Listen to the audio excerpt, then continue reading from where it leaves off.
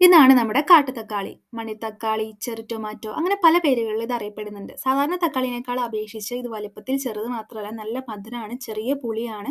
ചിലതിനെല്ലാം എരിവും ഉണ്ടാവും. ഇത് പല വെറൈറ്റി ആയിട്ട് നമുക്ക് കിട്ടുന്നതാണ്. ചിലത് വയലറ്റ് കളറും ചുമന്ന കളറ്, ഓറഞ്ച് നിറത്തിൽ ഇങ്ങനെ പല നിറത്തിലുണ്ടാവും ട്ടോ ഷെയ്ഡ്. ഭയങ്കര ചെറുതായതുകൊണ്ട് തന്നെ ഒരുപാട് വിളവെടുപ്പ് എടുക്കാൻ പറ്റും. പിന്നെ ഇത് രസത്തിലാണെങ്കിലും സാലഡിലാണെങ്കിലും തക്കാളി വെച്ചുള്ള എല്ലാ കറിക്കും ഇത് എടുക്കാമെങ്കിലും വെറുതെ കഴിക്കുന്നതാണ് ഏറ്റവും നല്ലത്. നല്ലതെന്നല്ല ടേസ്റ്റും കൂടുതൽ. പോഷകഗുണമുള്ളതാണ് നമ്മുടെ വലിയ തക്കാളിനേക്കാളും കൂടുതൽ. പിന്നെ ഓഗസ്റ്റ്, മാർച്ച് ആ ഒരു മാസങ്ങളിലുള്ളിൽ നട്ട് വിളവെടുക്കുന്നതാണ് നല്ലത്. നന്നായിട്ട് സൂര്യപ്രകാശം കിട്ടുന്ന തരത്തിൽ ഒരു കുറഞ്ഞത് 6 മണിക്കൂർ സൂര്യപ്രകാശം കിട്ടുന്ന ഒരു സ്ഥലത്ത് നട്ട് കഴിഞ്ഞാൽ നല്ല വിളവെടുക്കാനായിട്ട് സാധിക്കും. നല്ല ഈർപ്പമൊക്കെ ലഭിക്കുന്ന ഒരു സ്ഥലത്ത് ഗ്രോ ബാഗിലായാലും നമുക്ക് തടം ഇങ്ങനെ നടാം. പക്ഷെ കോലൊക്കെ കുത്തിക്കൊടുത്ത് ചെറിയ പന്തലൊക്കെ പോലെ ഇട്ട് കൊടുക്കുകയാണെങ്കിൽ നല്ലതാണ്. കാരണം ഇത് ഒരുപാട് വള്ളിപ്പടർപ്പ് പോലെ ഉണ്ടാവും.